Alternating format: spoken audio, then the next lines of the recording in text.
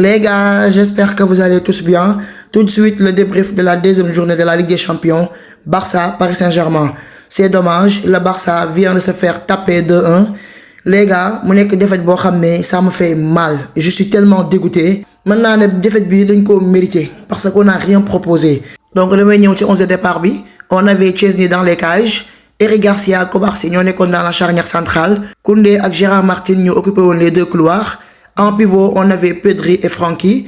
Devant, on avait Lamine Yamal titulaire qui est de retour de blessure. Olmo en 10, Rashford sur l'aile gauche et enfin Ferran Torres devant. Donc c'était la composition officielle pour affronter les Parisiens. Mais les gars, tellement que je suis dégoûté, t'es débrief bi naru ma sorry parce que man dama kontaanul tey ci sama équipe. Tey Barça tey li ñu wane ci terrain bi comme si que Barça cabi bi laa fi gisaat.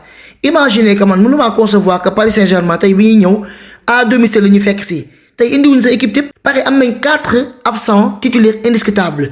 Dembélé nekk fi woon, Kvaratskhelia nekk fi woon, Joao Neves nekk fi, Désiré Doué nekk fi, ba ci Marquinhos mu nekk seen 5e titulaire.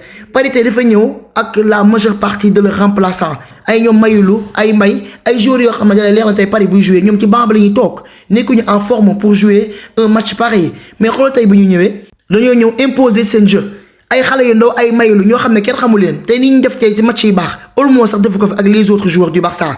C'est une humiliation parce que Paris Saint-Germain bu ñu xoolee ci match bi tey mentalement, physiquement et footballistiquement ils ont été meilleurs que nous. Certes premier mi-temps bi on a tenté des choses. D'ailleurs suñu premier bi ñu dugal sur une perte de balle de Vitinha. Après c'était tout. Le Barça c'était complètement éteint. Paris daf ñoo éteindre comme du n'importe quoi. Deuxième mi-temps bi le Barça était complètement disparu. Pas de jeu, pas de motivation, ni de détermination, pas de maîtrise. Paris deuxième mi-temps bi xaw nañoo ray Barça. Imaginez tey jii bu fi Dembélé nekkoon ak Doué fan la Barça jëm. Déjà rek joueur bu ñuy wax Mbaye xaw naa rey Koundé tey dafa sonal Koundé il l'a bouffé comme du n'importe quoi te pourtant Koundé man damay imaginer fekkonte ne tey Dembélé moo fi nekkoon wala Désiré Doué fan la Koundé jëm. Xoolal Mbaye tey jii li mu woon Koundé te pourtant Mbaye mi remplaçant au Paris Saint-Germain équipe B bi lañ teg tey jii. Imaginez tey jii avec Dembélé et les Désiré Doué fan la Koundé jëm. Donc tey match bi côté Koundé ak côté Lamine Yamal c'était compliqué ndax Lamine Yamal li mu def repli défensif bariwul. En même temps aussi ça a eu tenté quelque chose. Nuno Mendes était déjà bien placé pour l'arrêter. En même temps aussi Koundé sur son côté à chaque fois Mbaye da koy bouffer comme n'importe quoi. Donc Koundé tey jii il est complètement passé à côté. Boo xoolee sa côté Gérard Martin moo tane parce que Gérard Martin au moins jot naa sauver Barça ci 2 situations wala 3 situations. Donc les gars il est temps de respecter Gérard Martin. ndax Gérard Martin lu mu bon certes nag fekk na Dembélé joué woon na dina métti si moom mais au moins il a fait un meilleur match que Koundé bi nga xam ne tey dañ ko bousiller sur le terrain. Boo xoolee aussi Kobarsi il n'a rien fait de bon. Kobarsi dernièrement gëj naa nekk ci haut niveau matcham tey jii c'était pas du tout rassurant. D'ailleurs but d'égalisation bi nga xam ne Mayulu dugal na ko si Kobarsi la jógee moom moo woon a défendre sur Mayulu malheureusement il est tombé ci la Mayulu amee occasion daal di dugal. Eric Garcia moom il a été le meilleur défensivement moom il a fait son match. Donc les gars su ma ñëwee ci Olmo waxoon naa la ko la fois passée Olmo depuis ba ko Barça jëndee ba léegi li ñuy xaar ci moom exactement waneegu ko. Olmo mosoo koo gis mu teglee ñaari match yu baax wala ñetti match yu baax. Olmo pourtant ci genre grand match yi la ko Barça di xaaree 60 millions d'euros bi ñu dépense ci moom c'est pour les grands rendez-vous. Gros match yi nga xam ne Barça mi ngi koy am foofu la ñuy gën a xaaree Olmo mais un numéro 10 boo xamante ne si amoo benn njëriñ sur le terrain. Olmo à un moment donné j'avais l'impression que man nekkul ci terrain bi tellement que c'était compliqué pour lui. Contrôle orienté que ça lay def après pare na ci. Olmo sur ses déplacements du récupérer balle du def repli défensif Olmo de presser. Olmo dans les petits espaces il n'arrive pas à contrôler la balle ou bien à faire une bonne passe. Donc Olmo franchement depuis la saison dernière bu fekkente ne ñi la nar a continuer je pense que Barça dina ko mettre sur le marché de transfert.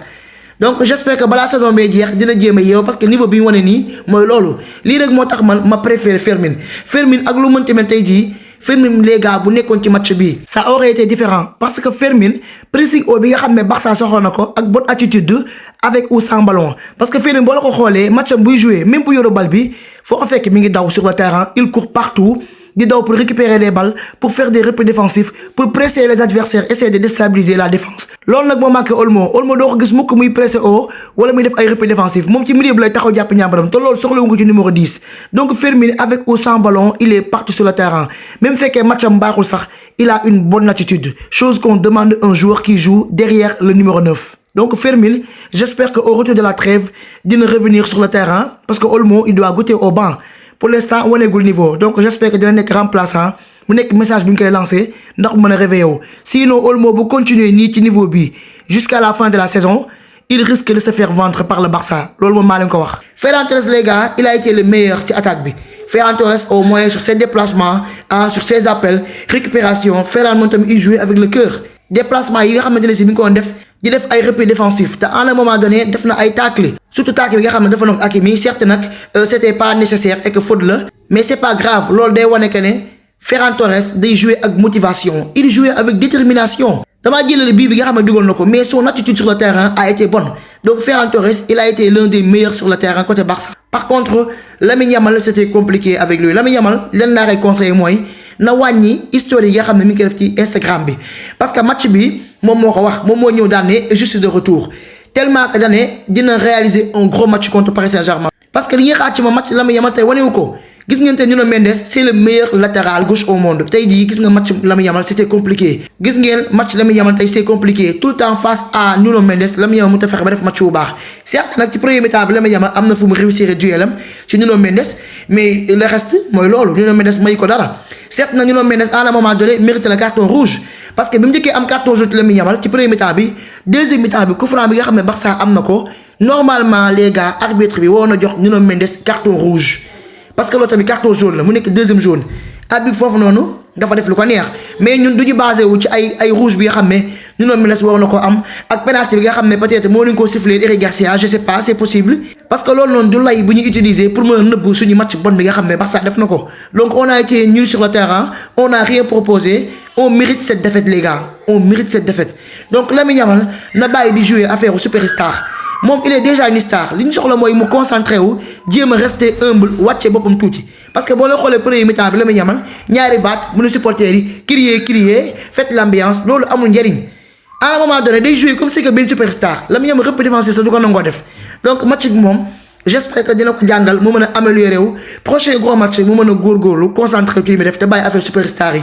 donc dans ce match là wax dëgg yàlla à part Ferran Torres ak Rashford bi nga xam ne peut-être il a beau tenter def na lu mën mais c'était compliqué un peu mais au moins attitude bi nga xam ne Rashford am na ko ak Ferran Torres les autres amuñu ko Pedri également il a fait son match mais malheureusement boo gisee Flick génnee ko parce que il a reçu beaucoup de coups joueur de Paris Saint-Germain da nga ko doon tàkkale rek di ko gaañ yi métti te bu ñu ko bàyyi terrain bi mën naa am blessé moo tax ñu teel koo génnee mais Pedri franchement à lui tout seul il a pocketé les milieux de Paris Saint-Germain il a bouffé Vitinha et les Fabian Ruiz Pedri moom def na lu ko war mais coups yi bari nga xam ne mi ngi koy jot moo tax ñu génnee ko mais en tout cas cher Catalan le Barça a réalisé un match pourri match bi tey dala baax aussi parce que du toll le deuxième mi-temps ñu waroon jóge ci vestiaire yi ñëw pour indi beneen visage mais Barça dafa ñëw proposé wul dara deuxième mi-temps bi yëpp Paris moo ko joué donc Paris ñoo joué match bi ñoo dominé deuxième mi-temps bi également seen but yi ñu marqué yëpp il le mérite donc Paris mérite amplement sa victoire dama leen di féliciter parce que Barça lii mooy wane ne rek Europe du ma le paree guñ de pare nañ mais pare bi pas à 100% bu ñu demee tey ba pare bi nga xam ne am na absent yu bari ay remplaçants ci terrain bi tey ñoo ñu dóor nii gagné ñu heureusement ba mu nekkee deuxième match ci Ligue des Champions bi ndax bu nekkoon match à élimination directe aller retour man damay leer na pare daf ñuy dóor te daf ñuy éliminer encore donc j'espère que ci match yi di ñëw Barça dina mën a travailler sur ses lacunes améliorer sur beaucoup de choses surtout ci défense bi. C'était exécrable mais man leen laa mënta concevoir d'accord naa tey suñu équipe tey ils n'ont pas bien joué surtout deuxième mi-temps bi le Barça comme si que la Barça ceeb bi laa fi gisaat on n'a rien proposé Paris daf ñoo mën ci côté yëpp mais au moins bu demee ba temps additionnel xanaa au moins Barça mën a conserver score bi au moins ñu décrocher un nul mais naka lañ mën a bàyyee ba à la dernière minute Barça di xoolee ba Paris Saint-Germain di ko mën a 2-1 franchement c'est inadmissible donc premier mi-temps bi mën naa ne lépp ci premier mi-temps bi la xewee parce que Barça amoon na ay situation donc bu ñu teeloon a plier match bi moment yi nga xam ne Paris yeewagul woon donc leneen la ñuy wax deuxième mi-temps bi bu fekkente ne amagul dara mais au moins ñu proposer un beau football